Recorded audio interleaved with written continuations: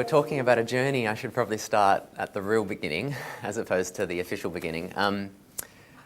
When I was about 4 or 5, my dad did something very strange. Every week he bought me a science encyclopedia, one of those big thick ones with all the pictures, and it taught me how to become fascinated with literally anything.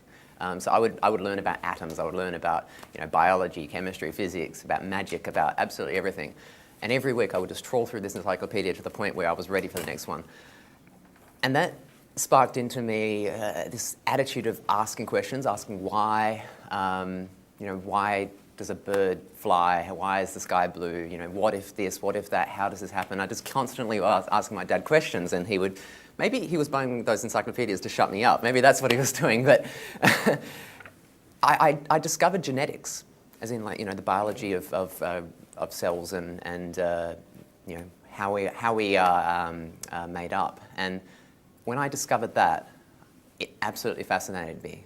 It made me realize that there's a way of being able to splice things together that could create a different result. And if you zoom forward 20 years later, that's exactly what I'm still doing now. I'm not doing it in a biological genetic sense. I'm doing it in terms of business and marketing. So I'm taking different ideas and splicing them together, just like a geneticist would in terms of gene transcription and so on. So from a very young age, I was fascinated by everything, asking questions, and not just asking questions, but trying to give the answers as well, trying to solve problems whenever I saw them. It wasn't until then that I really start to love technology. I always grew up with computers, so I was kind of one of the first digital natives. I was very lucky that my dad was also fascinated by technology, so he'd buy me computers and Commodore 64s, and I was never interested in the games. I was much more interested in the community aspect of the internet. In fact, I actually started using the internet before it was called the internet. It was bulletin board systems like Atom and stuff like that. So I grew up with technology, but I didn't start to love it until I came back from Texas, because then I realized the power of technology from the professional sense. So I started building websites, playing around with them, using GeoCities and those kind of really old content management systems. And I just did it for fun at the start, but then... So this is at age like 13, right? Yeah, this is 13, yeah. And 13, 14, 15, I started realizing that I could make money out of it. It started off as a passion, as a curiosity, really, just to play and tinker, and a new thing to learn, a new thing to splice the genes of the CSS and the HTML and the JavaScript and smashing it all together. But then my hairdresser said, well, I need a website. This is back in the days when no one had websites, so that was quite cutting edge. And I made like $600 in 3-4 hours. The share market is actually like a living, breathing organism, and it has emotions and it has reactions, and information goes in and trades go out, and you've got this whole kind of microcosm or macrocosm really of people that are all joined together and create the all ordinaries or whatever it is. I just found that fascinating. I had to solve the puzzle. I had to create like an algorithm to trade the share market. So it wasn't about the money, it was about solving the puzzle, just like the encyclopedias and so on. It's all about learning and solving puzzles. And I made some great friends through share trading, other accountants and lawyers and other full-time traders and so on. And I'd just be chatting to them before and after school and sometimes during school, and just sharing information and analysis and sharing my ideas on how I'm trying to solve this puzzle. And it got to the point where a few weeks before my final Year 12 exams, matric, we had SWAT-vac, which is like the week or two where you're meant to study and really focus. And my mum said something to me. She said, Geoff, just for these 2 weeks, why don't you stop emailing those people, really focus on study, because you can always do that later. So I said, you're right, Mum, okay, you're right. What I'm going to do is I'm going to create a website, a bulletin board, where all of my friends can talk to each other so they don't have to talk to me. Because I was kind of like the community leader, the little intermediary, the moderator that would send on messages. So I thought if I could let them all talk to each other, it would save me a lot of time and I can focus on studying. So at that stage I had no idea about technology, so I got my brother to install it on his web server because he was the server guy. And within 2-3 days we had like 50 people on the site. I only invited 3 or 4 because each of those 3 and 4 invited 3 or 4 other people, and then they invited other people, and it just happened that the problem that I was trying to solve, which is the centralisation of share market discussion, was a problem that other people had as well. We thought it would be a good idea to try to take on the whole financial planning industry. So this is my young naivety.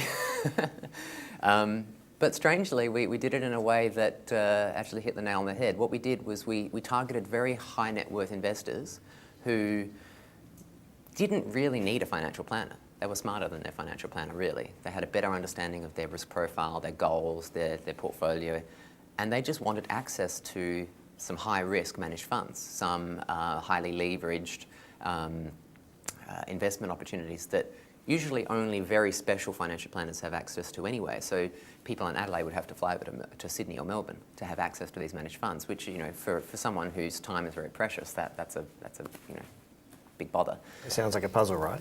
You've got an industry that is sort of lives on a different model, and you've seen an opportunity, and there's a puzzle again. Exactly.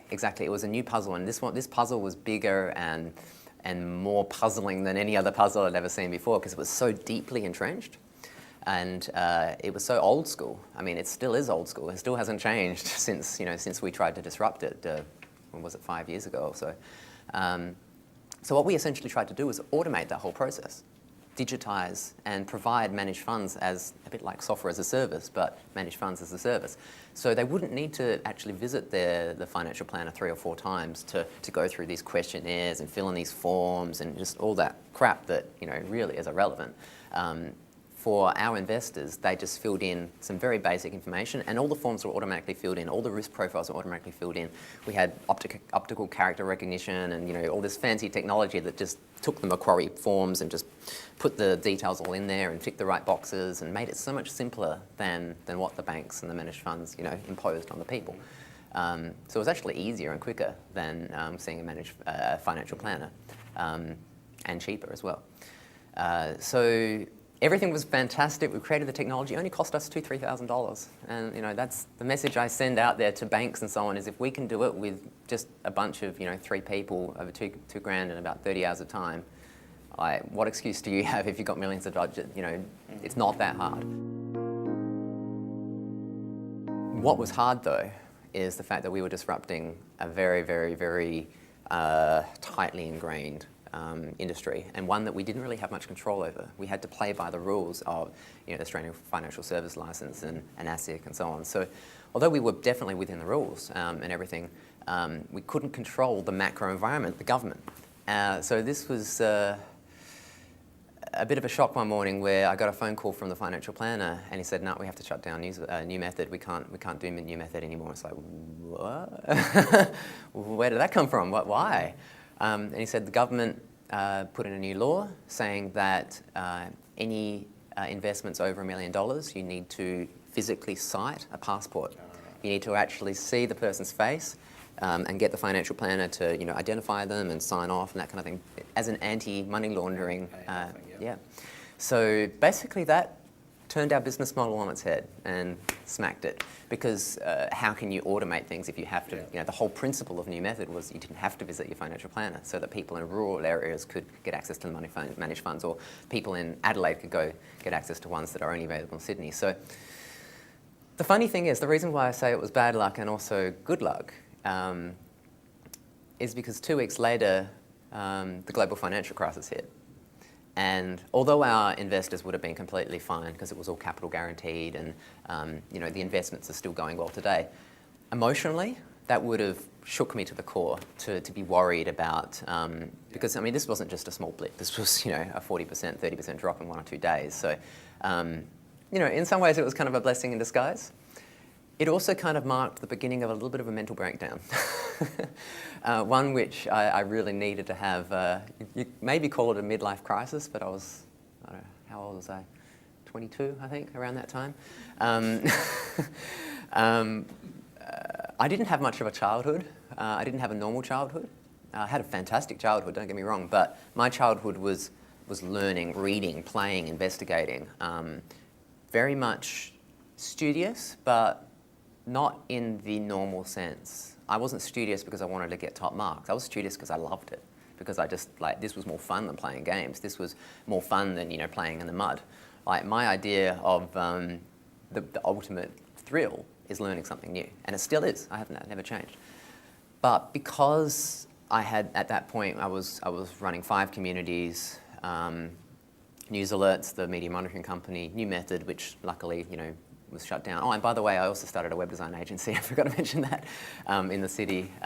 Grew that up to 8 staff and sold that to one of my staff members. Around that time, it just all got too much. I didn't know how to say no. I didn't know my limits. I didn't really know how to fail. Everything was going well for me until that moment. And then I started to realize that my life was a little bit like a pack of cards. And although it was a very beautiful, architecture, it was flimsy in the sense that it was built on, you'd say almost entirely on passion. And it didn't have the stability and structure and the routine and the planning and the traditional mindset of business. It was built on what I wanted to do. Everything that I'd done was kind of that instinctual following the what smells good, what looks good. Oh, that looks good, let's do that. Oh, let's start an investment company. Oh, let's do an online community. Let's start a web agency. Let's do a media monitoring company. It was just like whatever I saw, I did if I wanted to do it. And everything was possible. Until that moment where I was told, I can't do this is not going to work. And then the funny thing is, it's just, as I said, it was kind of the midlife crisis I had to have. Everything became hard. Everything became dangerous. Everything became risky. Share scene became just almost like a prison, as did the other companies, and it felt like I was trapped because I was responsible for hundreds of thousands of people, and I felt responsible for their investment. I felt responsible for giving them the information and providing them the services, but I didn't want to do it anymore. The passion had disappeared overnight. I saw counsellors, I saw psychologists and so on, and a lot of business coaches, a lot of mentors and so on, and eventually, it didn't take long. It took a month or so to kind of dig myself out of that negative spiral, but I learned how to fail. I learned that it was okay. I learned that, people actually celebrate that. In fact, people respect me a lot more, the fact that that I actually had a challenge, and I think I respect myself a lot more now that I know that I've been experienced that, and I fail all the time now. I love it. Yeah. So it has changed you. So it absolutely. The Geoff today versus the Geoff back then when everything was possible. Yeah. What happens when an entrepreneur walks in now and gives you an idea about something? Is everything possible? I'm very cynical now. I'm very, very cynical. But I think that's my value. I think what I have to offer other entrepreneurs, and I love mentoring young entrepreneurs. I mean, what I forgot to mention is that one of the key things that got me out of that negative cycle of everything is not possible and everything's hard and what's the point, is starting the Startup Club and meeting other young entrepreneurs and hearing their ideas and being able to give them a balanced but cynical view of their business idea. So rather than everything being possible, which was the young, naive Geoffrey, which proved out true until that point, my attitude is a lot is possible, but why bother? Because you might as well choose the thing that's going to make the biggest difference. You might as well choose the thing that is the easiest possibility, the one with the greatest opportunity for return on investment, whether that be money or lifestyle or whatever. So I moved from being a traditional entrepreneur of wanting to build an empire and wanting to make millions and that kind of thing, to a lifestyle entrepreneur, essentially. Analysing things not just on the bottom line, but and not just on the double bottom line, which is the social entrepreneurship, the community, but a triple and quadruple bottom line, thinking about how's it going to affect your family, how's it going to affect your fun, how's that going to affect your health, and making decisions more holistically like that.